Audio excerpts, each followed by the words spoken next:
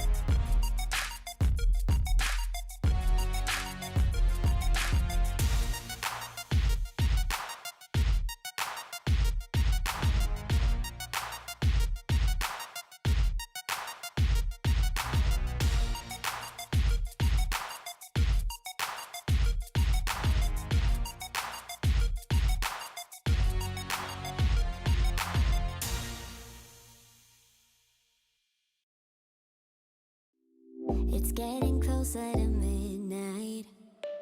I try to get closer to you. Drinking courage from my red cup now. I will soon make a move.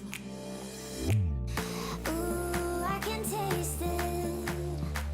The bittersweetness of taking a shot. A risk worth taking. If it's a shot of love, baby, I adore you. Maybe I adore you. Yeah, I'm feeling high. I'm up on cloud nine. Baby, I adore you. I try to focus on breathing. My heart is skipping a beat. Your lips against the red cup makes me lose my mind completely. Ooh, I can taste it. The bittersweetness of taking a shot. A risk worth taking if it's a shot of love. Baby, I adore you. Maybe I adore you. Yeah, I'm feeling high. I'm up on cloud nine. Baby, I adore you.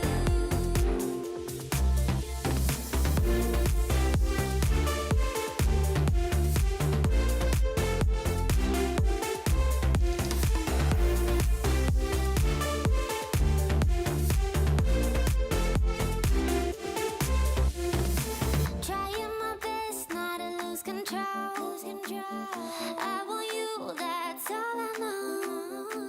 Trying my best not to lose control. 'Cause I adore you, adore you. Trying my best not to lose control. I want you, that's all I know. Trying my best not to lose control. 'Cause I adore you. Baby, I adore you. Maybe I adore you. Yeah, I'm feeling high. I'm up on cloud nine. Baby, I adore you. Trying my best not to lose control. I want you, that's all I know. Trying my best not to lose control. 'Cause I adore you, adore you.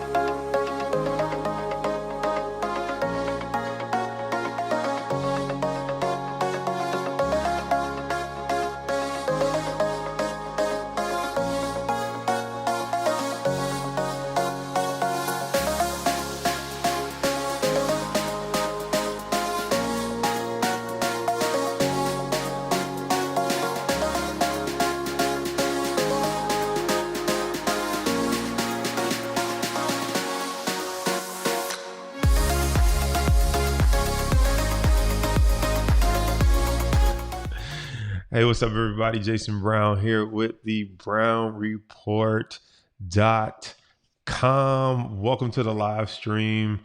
Just, man, so many thoughts, so many things going on right now in the world, in the economy. I thought, let's go live.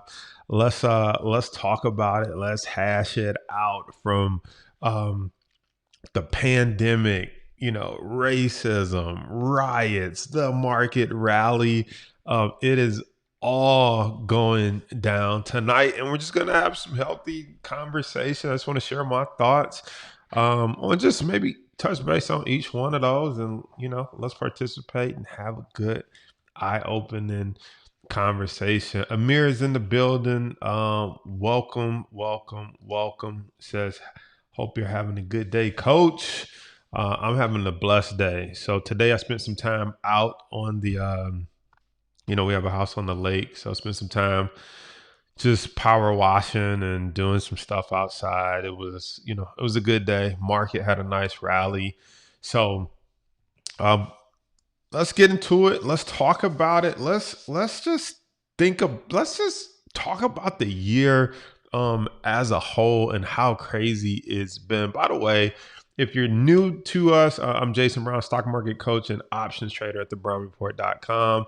And welcome to the channel. Most of you probably are not new if you're here, but if you're watching the replay, feel free to smash the like button, hit the subscribe so you can get notified, and turn on the bell notification so you can know when we go live. So I want you guys to give me some love. I got this little fun emoji that I want to pop up, and I just want you guys to be involved, hitting the like button, sharing some hearts as we go through and talk about this stuff tonight. So number one, let's kick it off and just talk about the year 2020. So the year 2020 has been crazy, bananas, right? It's just been such a wild year. If you think about it, we came out of 2019 and into 2020 with the whole Trump, China, and Xi trade war, right? And so there was this big beef between the US and China, all about the trade war, and tariffs are flying, and goods and services and companies need to move out of the company and move back to the USA. And these tariffs are being put on products, and who's going to pay for it? Is it China? Is it really the American companies? Are they passing the cost on over to the individuals, right? So that was the whole ending of 2019 and how we kicked off 2020. So it came out the gate rocky, right? So then what happened? We kind of like duked it out with China, came to some agreements. We got a phase one deal and all this stuff. And the market, applauded it. And it's like, soon as we thought trade war was like the worst thing ever. It's like, this is messing with the stock market, right? And then once trade war was over, I mean, lo and behold, a mother freaking, I don't really cuss, but a mother freaking pandemic hits us, right? So, I mean, we get through trade war, which we thought was the worst thing ever. And then boom, like a Mack truck, here comes the pandemic. Okay. So you get the pandemic, and we first treat it like it's nothing, right? Oh, it's not that big of a deal. The president called it like a hoax from the Democrats or something crazy like that, which was just hilarious, by the way. And so find out it's not a hoax, right? Find out it's not a hoax, and we're totally not prepared from it. From if we paid attention to what happened around the world, we totally weren't prepared for it. We were not set up to take this thing serious initially. Okay. Then you get all this conflicting information from the CDC, right? First, I think the press conference, let me know if you agree. Give me a thumbs up or some type of emoji if you agree. But when it first came out, first it was like, well, it's not that big of a deal. You can still have gatherings of 100. And then the CDC was like, well, no more than 10 people. Then the next press conference, it was like, you can still gather no more than 50 people. And then the CDC was like, well, you probably shouldn't be gathering at all. And so it was just like the president was saying one thing, the CDC was saying another thing. Then there was this whole thing where it's like, it's not necessary to wear a mask. It's not a big deal, right? Then it was like, everybody needs a mask. And so it's like, I mean, the whole thing was a joke, not in the sense that people were dying. Okay, that wasn't a joke. That wasn't cool. But I mean, just in my opinion, there was just this super lack of leadership. This super lack of leadership. Right? It was just it was just totally like downplayed, and then everything they said don't do, they end up saying doing. Have you can still meet with 50 less. It's like nobody needs to get together. Wow, we don't think everybody needs to wear a mask. Everybody needs to wear a mask. We don't really think it's airborne, just wash your hands. It's like you can catch it by just talking to somebody. Okay. So, all right. So we locked down the entire country, right? The entire country is on lockdown. So we get this major sell-off in the stock market, right? Major sell-off in the stock market, which we'll talk about that in a minute because we're going to talk about the market rally. But then we're hit with like all right, it was just like, I forget the lady's name, but there was a cop who went into the wrong apartment and then shoots this innocent black person. So that was like, okay, what's up with that?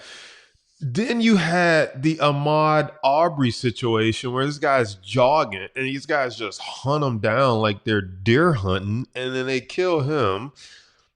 Okay. Then you get these clowns that are cops that kneel on this guy's neck. I can't breathe. And they're like, yeah, so what? Right. And so now we got this like uproar. We got this like huge, her name. Okay. Brittany says her name is Tatiana. Thank you. Cause I didn't know her name off the top of my head. So no disrespect to her family. But yeah, so you had that happen with Tatiana, who was shot just sitting in her own apartment. And then you get this stuff with George Floyd, right? And so when I think about like what's going on with like the racism and the riots and stuff like that, it's interesting being like a black creator, a black YouTuber, being black and from Detroit, where riots literally, they burned the city down, right? And was us against the cops and all this and that, like right here in Detroit. It's just interesting to be alive right now, to see like to you read about this stuff in books, like is this what our ancestors went through? You like, was it really that bad? And then you see on TV you getting hit with a water hose or a dog sicked on you, and they keep playing those images and burning them in your head. But then you kind of fast forward to today and you're like, man, it seems similar but different. And I wanted to share some thoughts about like why I think, okay, there's difference between peaceful protests and rioting. I think there's some people that are just taking advantage of the situation and rioting and looting. And here's what can confirm my thought. Let me share my screen for a second, because I don't know if you guys might not be familiar with my man Billy Jean is marketing. So Billy Jean, he's a black marketer, YouTuber, etc. I'm part of his Gene Pool community, but Billy Jean is black, but he's in California, and they came through. When I say they, looters, rioters, I don't want to identify these same people as the protesters, right? Because I think the protesting people are trying to do it peacefully. Then you got these opportunists that are coming through. But this is Billy Jean's Instagram. He talked about it, but they legit came through and they busted out all the windows. But here's the thing. His face is on the sign. He's black. Okay. And so why am I bringing that up? It's just because I don't think the looters or the rioters, they don't care if you're black or white. These people are opportunists just trying to come through, smash something because they're pissed, grab something, take something, steal something, and make, the whole thing look bad, in my opinion. Okay. But what's interesting is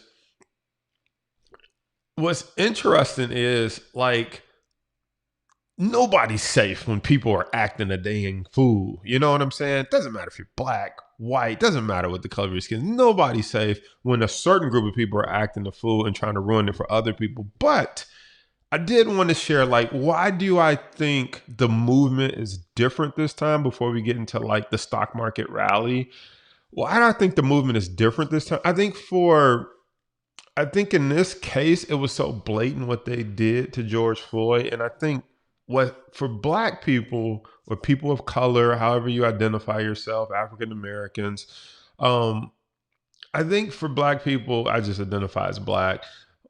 But for black people, I think what happens is when you look over the years, there's just been this systematic oppression of racism. And you sometimes hear people say things, and we just got to talk about it. We sometimes hear things like, black people, it's been 300 years, or it's been so long, why are they still not getting over it? Or so you hear comments like that sometimes on social media, or people get brave and say stuff like that. But when I think about why quote unquote black people aren't getting over it, unlike, because people will say stuff like, well, the Jews were killed or something, right? People will say something just, honestly, I won't say it's irrelevant, but honestly, just total out of character.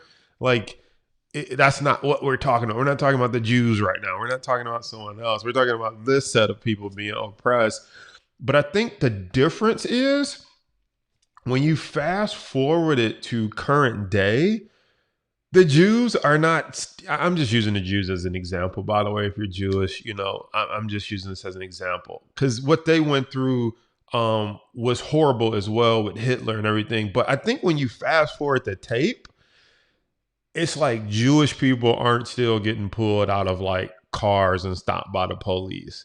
Jewish people still don't find it hard to buy a house in an affluent neighborhood, right?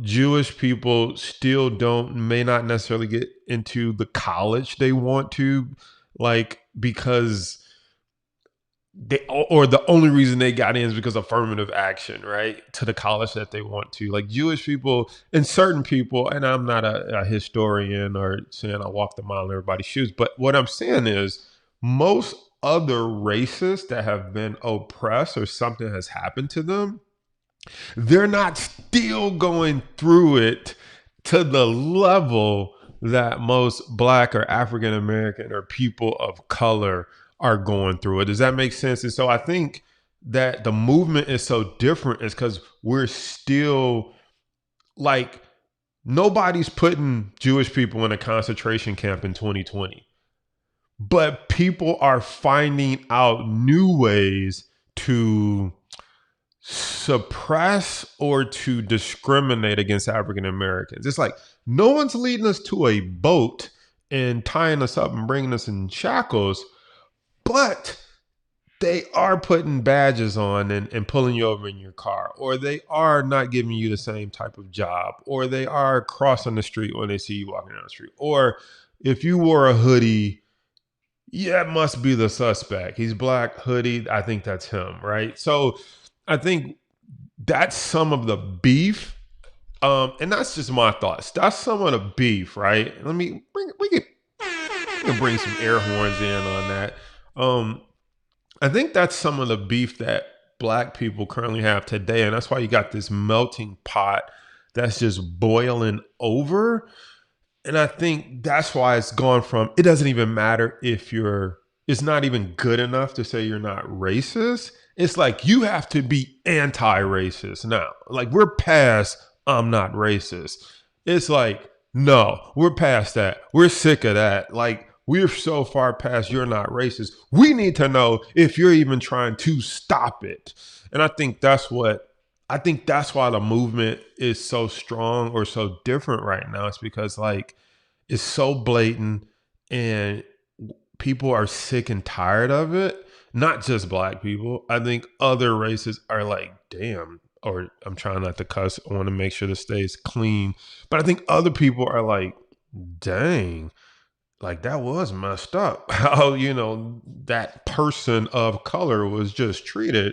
I think it's just at a point where you can't turn a blind eye and say, well, what did he do? Or what did this person? It's like, yeah, that was kind of messed up. And it just continues to happen. And I think one of the ways that Eric Thomas put it, he was like, again. And that's how you feel if you black. You like, again? Like, okay, another killing again? And let me say this too. You know, my daughter is mixed. My wife is white. My daughter's mixed. I have family members that are black and white that are police officers.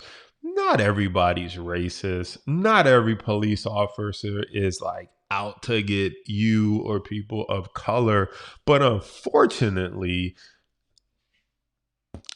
it's been a history of non-blacks or particularly whites in uniform abusing their power way back. You got the Malice Green, Rodney King thing. That wasn't that long ago. You go back further than that. And what's crazy, and then we're gonna talk about the market, but I just had to share my thoughts on what I believe is going on with racism and with the riots and everything as well. If you think about this country, and I think why, you know, most black people get upset at the president and just think everything is against them, is because history has shown us that everything is against us. Think about this.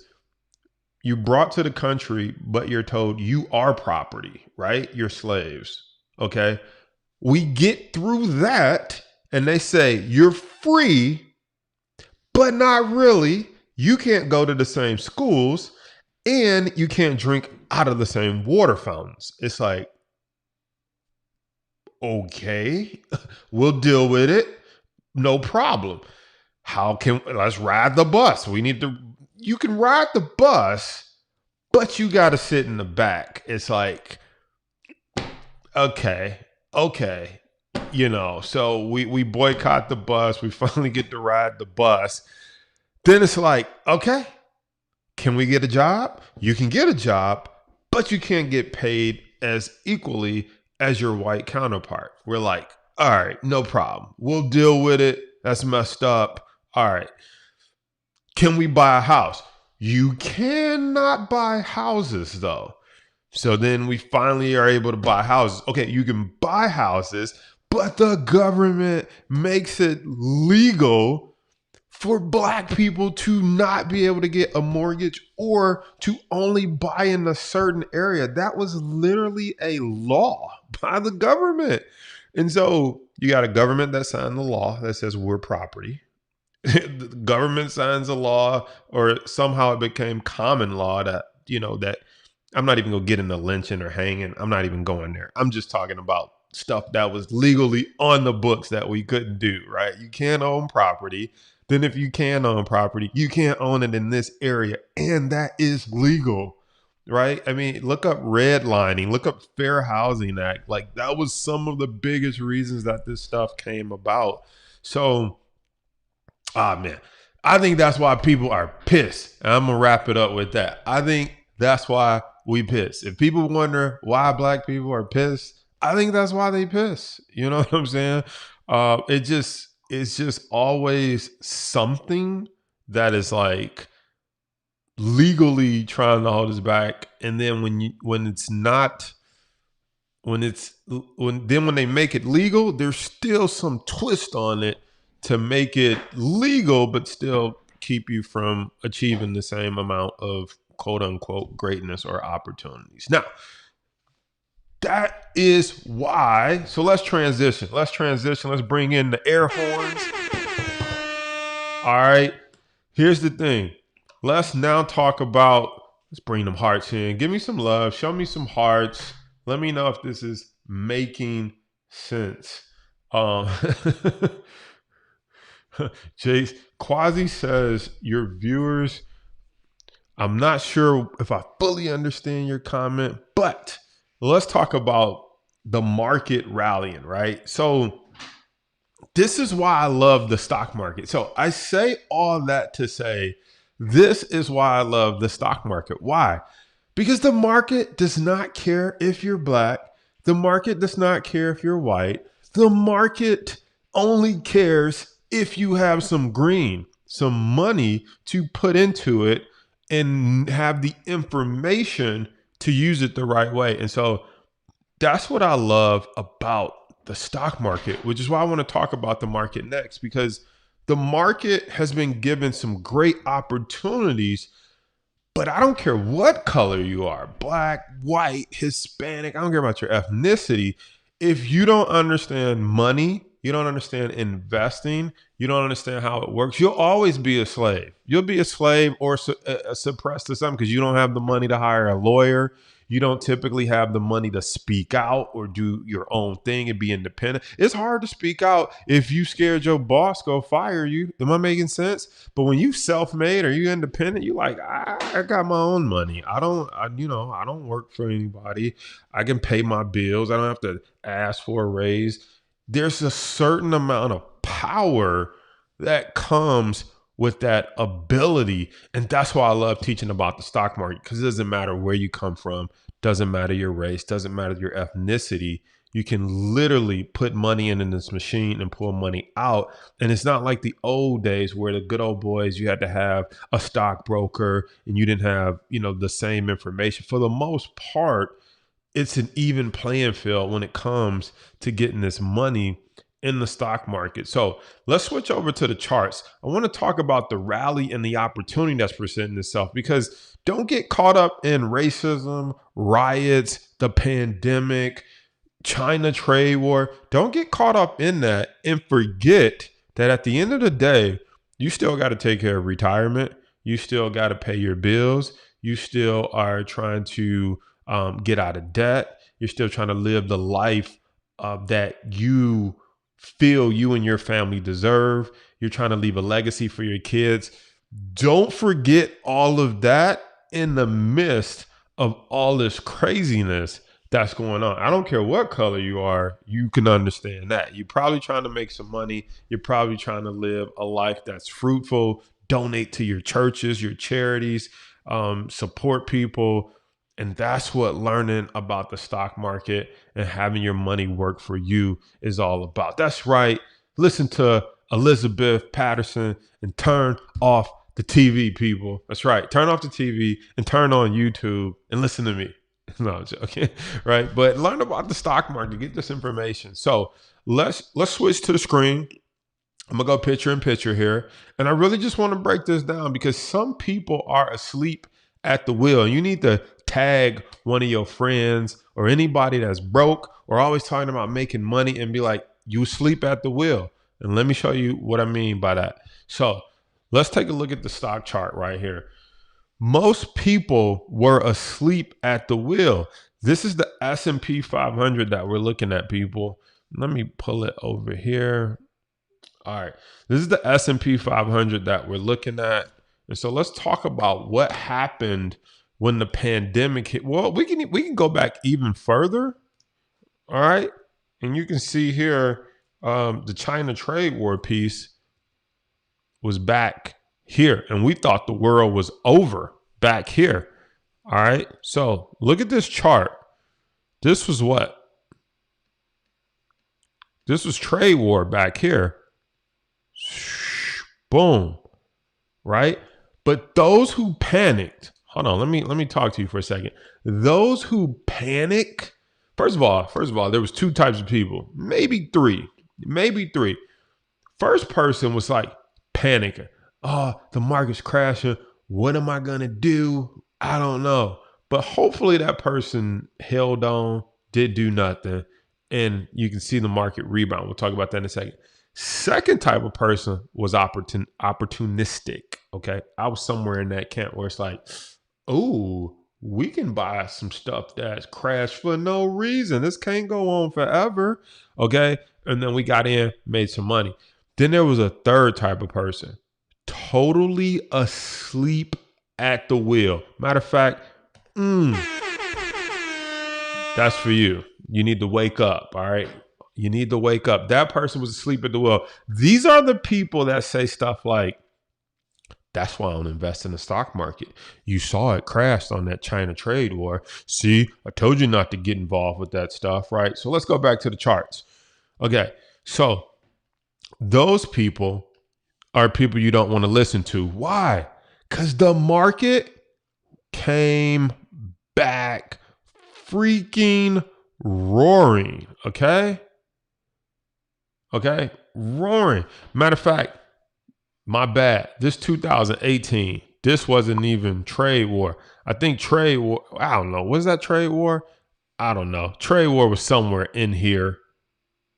It wasn't back there, but it doesn't matter. Doesn't matter. You got to dip back here. Boom. Then you got to run up.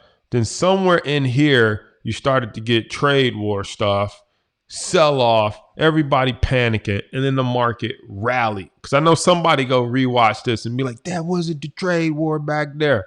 All right, it wasn't in 2018, so that's my bad. But it doesn't matter. Whatever this was, boom, sell off, okay?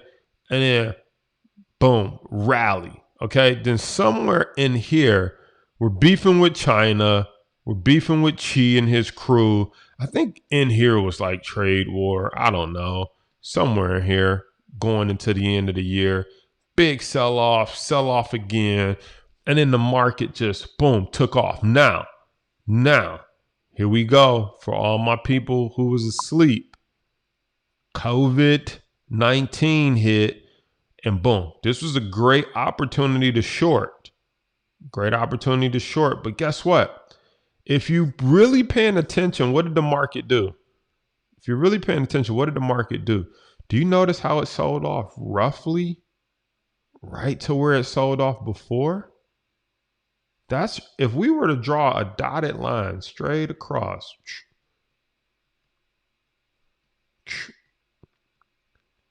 This is why you can't be asleep at the wheel. This is why you gotta have the information.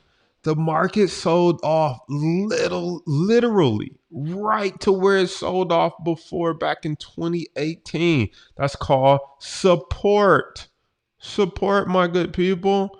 Support. Support is where buyers come in and say, okay, this whole thing is overdone. Too much is going on. Now, some people sitting on the couch trying to figure out when is the pandemic gonna be over.